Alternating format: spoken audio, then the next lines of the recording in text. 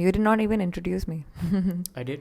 Did you? No. Yeah. Welcome No. to the podcast, Chitra. Well, I'll do it right now. So, Chitrangada Singh Deora is one of my friend. She's a dentist. She is somebody who traveled with me to Vietnam and Indonesia. We are now officially scuba divers, Yay. along a host of other things. And she's like one of the perfect travel companions. Thank you. And that's Chitrangada Singh Deora, our guest, my guest today. Keep traveling, keep loving, keep wandering. Thank you. So you and me, we did deep water soloing in Vietnam. How was that trip about for you? And how did we come across this plan?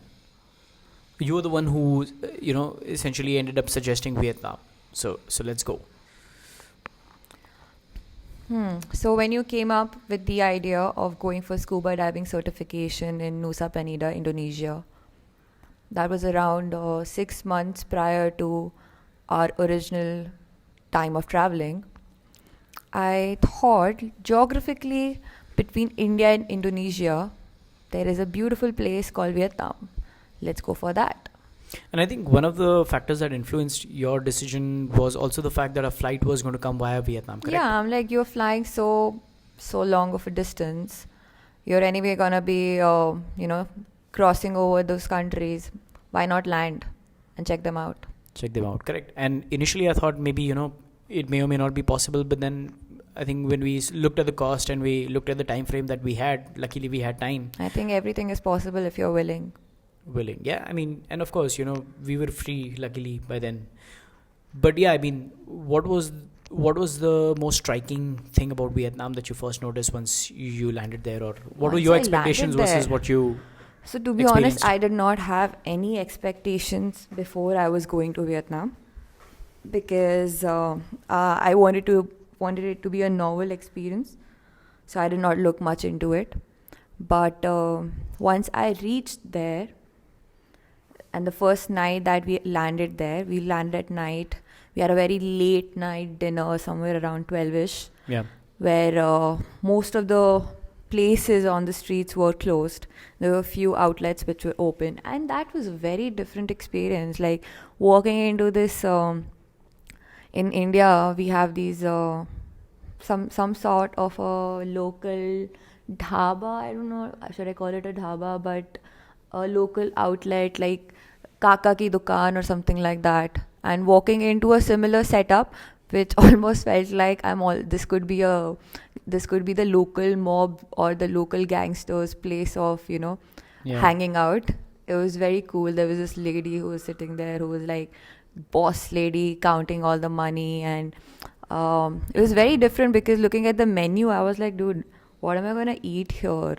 There were like pigeons. There were like, Was there really pigeon? yeah, there was a pigeon, there was a duck, and I was like, dude, these guys eat all sorts of things which I am not even used to seeing in any of the poshest restaurants in India as well. So Yeah. what is this supposed to be? Is my tummy gonna be okay? But anyway, so my first experience landing in Vietnam was like, okay, let me just find decent places for decent food. And what do you think about the city in terms of, So while we, the next day when we rode from Hanoi on our journey to Ninh Binh, to be honest, I didn't like it. I didn't like the vibe of the city. It was a city vibe. It was traffic. It was polluted air, noisy streets. pretty much like Bombay, if I were to put it, I did not see a lot of difference between Indian cities and It's just that, the cities that I saw yeah, there. the race of the people is totally different. So that is a novel experience. And the vibe is a little different, obviously. It's just city vibes. And driving on the right side of the lane. Yeah, we generally drive on the left here in India. That but was also interesting. interesting. But but also I think the bias lies because while we were coming from Indonesia I found to be a very, very visually appealing place because of the sky, because of the water, because even of their landscape being very vibrant and green.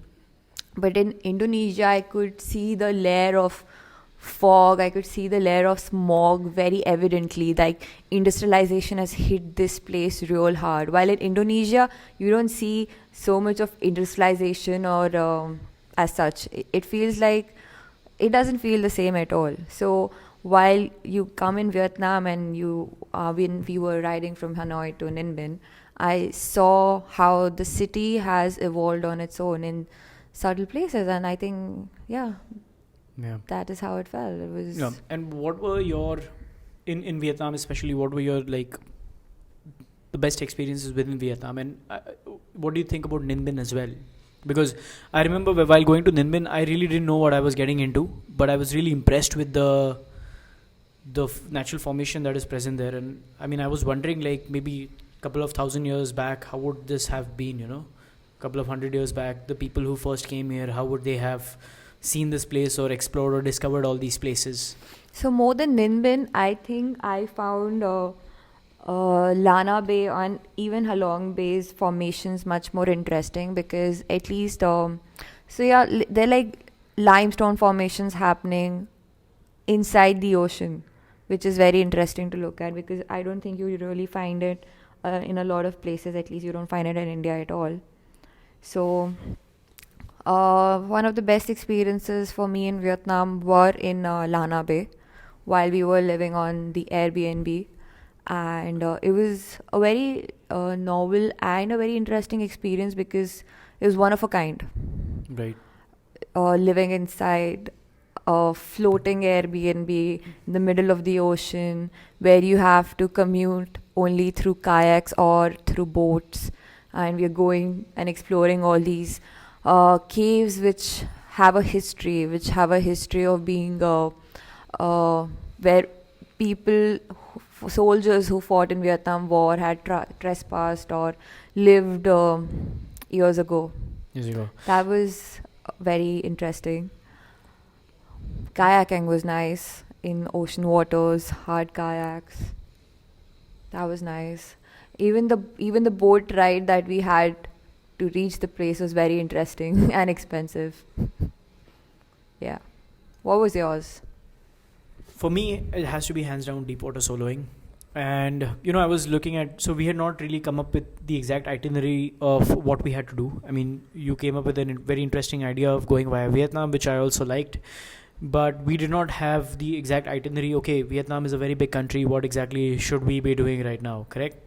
And I remember I was just surfing the internet, just browsing through, when I stumbled upon a deep water soloing video. And you know that I love rock climbing and mountain sports in general. So when I stumbled on the fact that it's available in Vietnam, so I started checking the distances from where we are going to land and how far is it going to be. And that's when I started realizing that this is actually doable, because when I looked into the cost, and I realized it was nothing, it was just $5,000, $6,000 for an individual to go ahead, and maybe $8,000, my bad, just the climbing bit.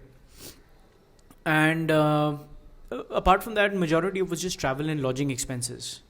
And I think even for the floating Airbnb, it just so happened that I was browsing through our accommodations on Airbnb when I stumbled upon this photo of, this house in the middle of nowhere in the ocean. And I knew something in me knew that I had to go there. And obviously the only thing that stops you, any person, is the cost, right?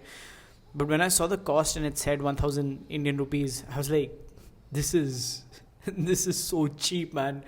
And at the back of my head, I was like, maybe this is some sort of a, there's catch to it. There might be a payment that... Fun fact, Vietnamese currency, which is Vietnamese dong, is one of the cheapest currency of the world. Yeah, Southeast Asia. And I mean, we had like 1 Indian rupee was equivalent to almost 300... 200. 200? Yep. All right.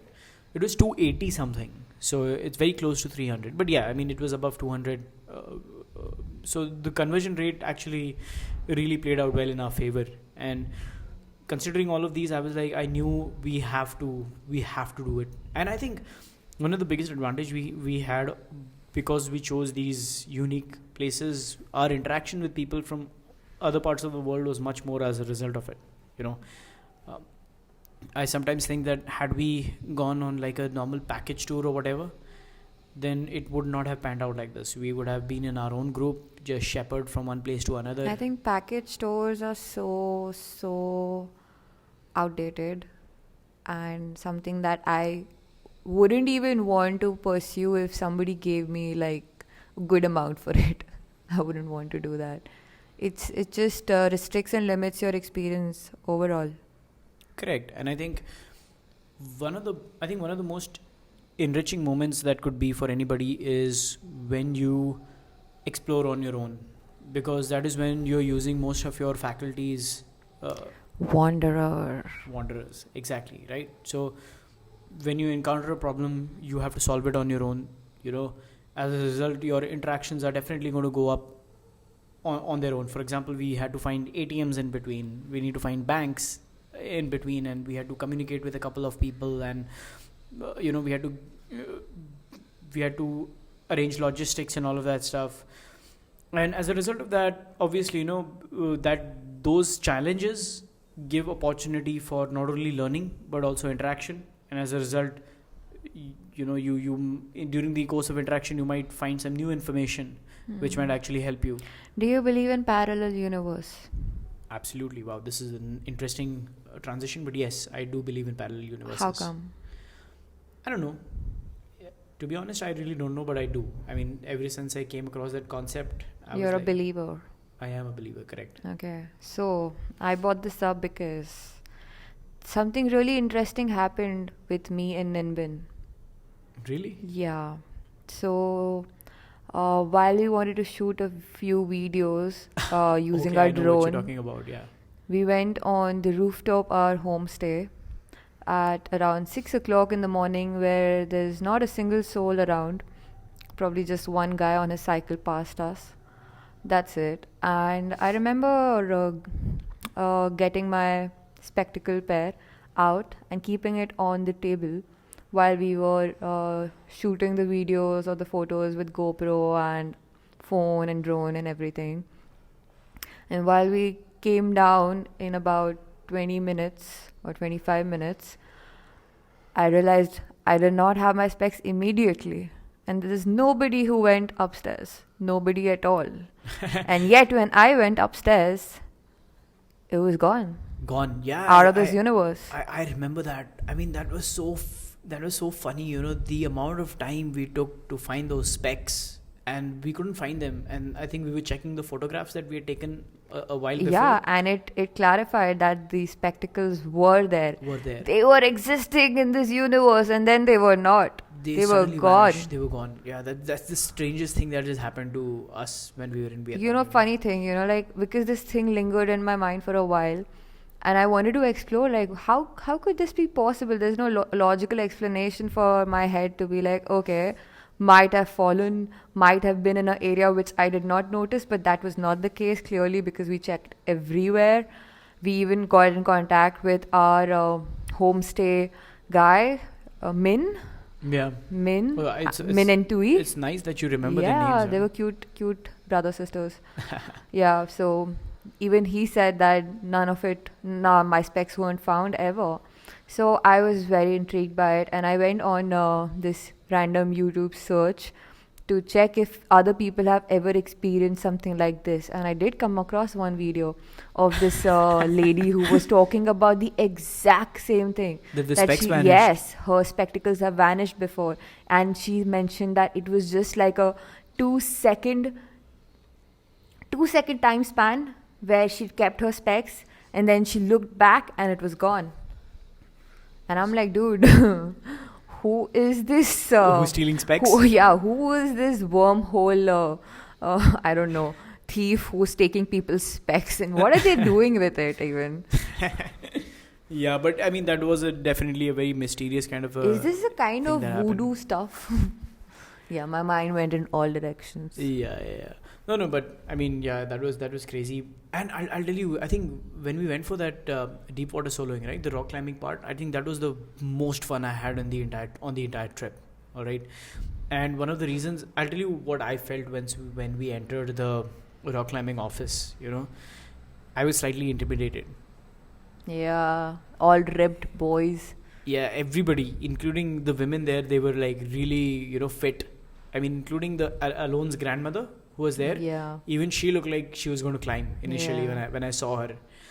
And the way they were just sitting and chilling on the couches that were present in the office, and we are getting into this for the first time. We don't have a clue, but it so turned out that even Alon, the Israeli guy that we met, even he was doing it for the first time. So Yeah, so Elon and Elon's mother, they both served the Israeli army. I think that's a cue.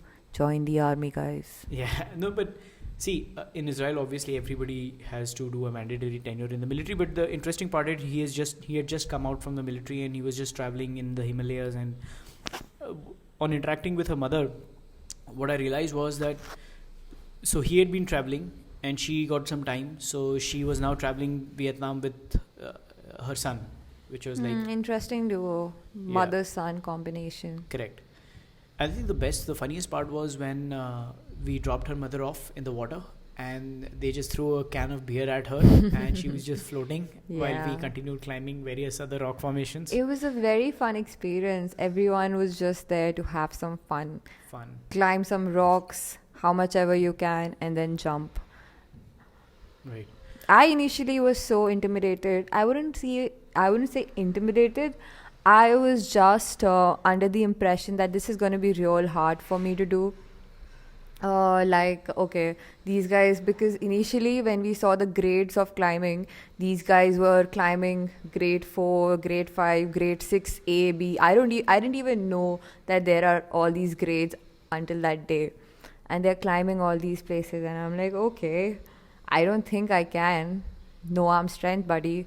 But then eventually I made up my mind, and when we all went for this real cool picture and a little beer bar on the rocks, we all climbed and found ourselves a really cozy cave place on the rocks.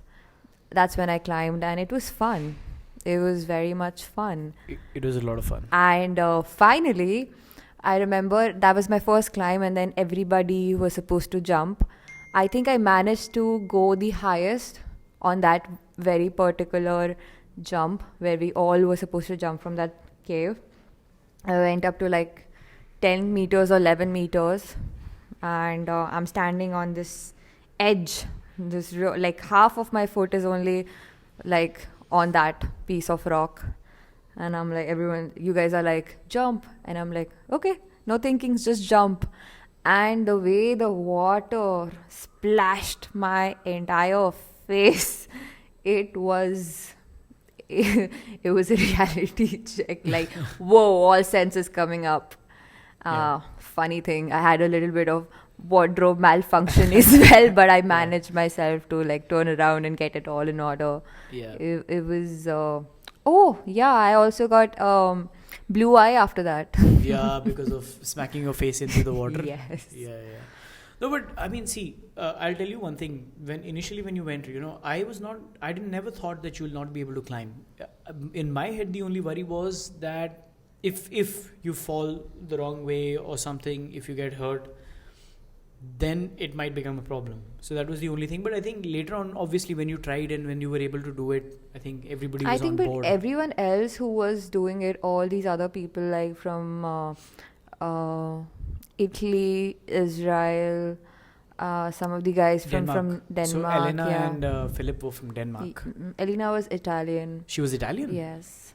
Okay, I didn't know that. So these guys are climbing and then I get to hear that these guys are actually climbers. They're like proper climbers. No, I mean, obviously. Even Jojo has been working there. So he was like working a lot with the climbing people. Correct. Jojo was a very interesting guy. Yeah. This guy is like he's been on his bike since 2 years and he's rode all the way from Germany, spent some good time in Georgia, like 3 months. Then he's come to India. He's been here for 6 months. Then he goes to Nepal. Then he travels to... he comes to Vietnam. then he goes to Thailand, then he goes to Indonesia. I think he's somewhere still around. Yeah, and by the way, Legend says that he's somewhere around in Southeast Asia. still traveling. Still traveling. But what's the mode of his transport? I think that's the interesting Cycle. part. Cycle. He has cycled all the way in all these parts of the countries on his bike, all the way from Germany. I mean, that's fascinating and that's mad. And he's just 21, man. He's just 21. Yeah. And he's been traveling, and the amount of experiences he's going to have as a result of that. I think he travels, volunteers at various places, and Gets earns a his little bit of livelihood done, Yeah. sorted, and then keeps moving forward, right? Yeah, I mean, It's a that's the crazy way way to of go traveling. about it. We were Yeah. all nomadic people. Yeah. No, but I mean, it takes guts of a different level to do that. I mean, I have thought about it. I don't think I'll be able to do that, I mean, if it would come down to it, if I make a decision, obviously, yes. I've probably thought do it. about it, but instead of using a cycle, even if I would love to use a cycle, I think I would probably do it in a car. It's much more safer. I feel as a woman, I feel it's much more safer to do it in a car where you know that at least bears won't eat you. Correct. Yes, because a tent is not really going to stop you from being bare food, But yeah. Bear grilled. Yeah. But yeah, I mean, coming back to the floating Airbnb, I think even at that place, we took a leap of faith actually, essentially. I mean, I didn't know what I was going to expect, We just booked the tickets. Yeah, our host Charles turned out not to be Charles. Yeah. I think it was his English name. Yeah, his Vietnamese name was Louis. Louis, I guess. I don't know.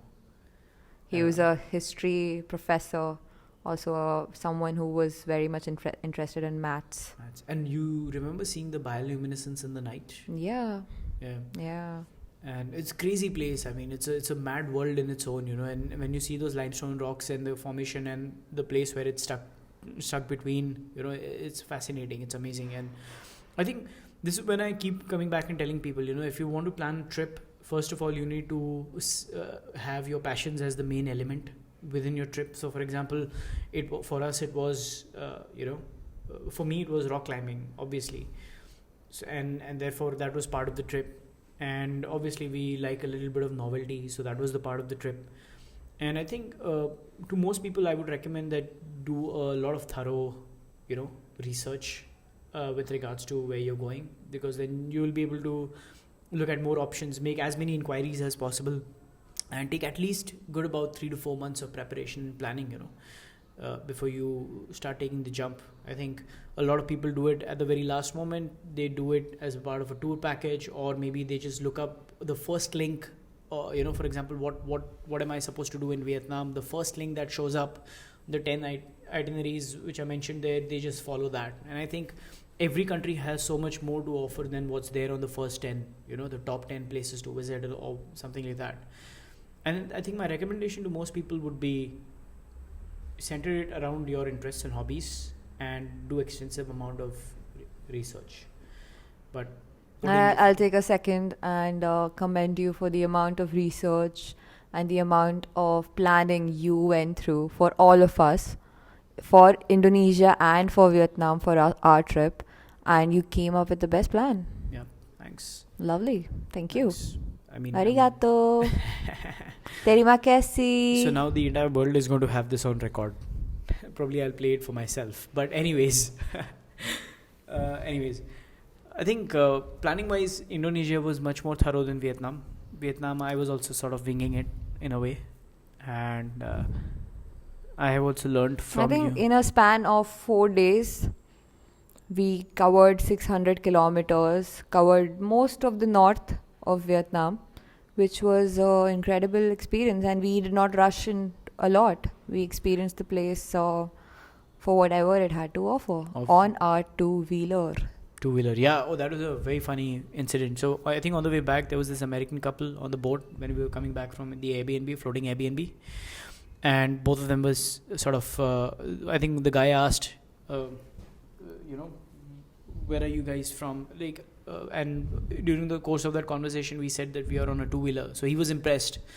And I think that's when I told him, we drive in Bombay. So I mean, nothing beats that. If you survive Bombay, you can survive the world. But Vietnam, apart from the city, the suburbs were empty, completely empty. Like you could find solitude on the road. On the highway. True, that's true. I mean, when we were driving, like for literally 3 hours, we didn't see a person. Yeah. Like not a soul. That's it. So And suburbs are really empty. so well built roads. Oh my God. Amazing Flawless, roads. seamless. Correct. But the cities are Hustling. They are madhouses. The city of Hanoi is a completely capitalistic city. It is so structured and so consumeristic, and the people are all about improving their standard of living and vanity and while in the suburbs people are so humble, people are so rooted, so But I think grounded. that's the case with every metropolitan versus rural area. I mean, even in India, if you go to the metropolitans, you'll find a lot of the same things, and the moment you go into the rural part, you'll find a lot of warmth, welcoming, and all of that stuff. Of course, that is the thing. It's a general nature of people remain the same all across the countries and races. Yeah. I mean, with that said, I think what key memories from Vietnam? Key memories, like I've already said, the floating Airbnb, deep water soloing, even communicating with the Vietnamese people, two conversations with Min and Tui in Ninh Binh and Louis or Liam, I'm not really sure, Louis Liam in I don't remember in Lana Bay. Lana Bay. It was interesting. And what about the Vietnamese coffee? Oh, Amazing. I was overindulgent with Vietnamese coffee for a while. For a while. That stayed with me even in India. I made sure that I made Vietnamese coffee, Vietnamese style, using the condensed milk in India once I'm back as well. You did get the strainer and everything I along did, with you, right? I did. I got Vietnamese coffee. I still have them, using them. I even gave it to a lot of my friends. They loved it. You did? Yes. Oh, nice. I think I'm going to have to come and try it again. Phuc Long. Phuc Long is the name of the coffee. Phuc Long? It's a, Arabica. All right. But yeah, I mean, we had a good time in Vietnam. And to be honest, you had told, let's go to Vietnam. And a lot of plans, the way they panned out really well. The only closing note I would say here to a lot of people, anybody who's listening is,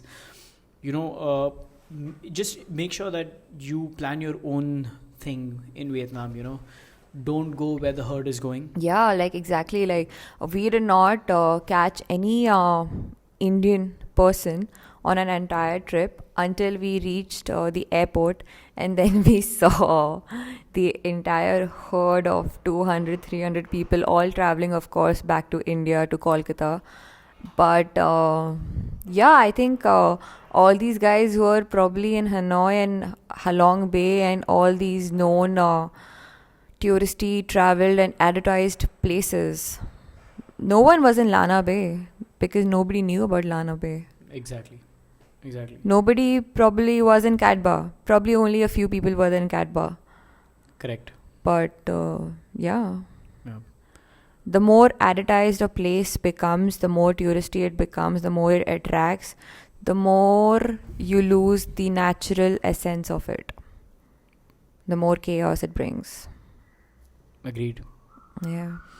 All right. With that, we are coming to a close of this episode of the podcast. Thank you for joining.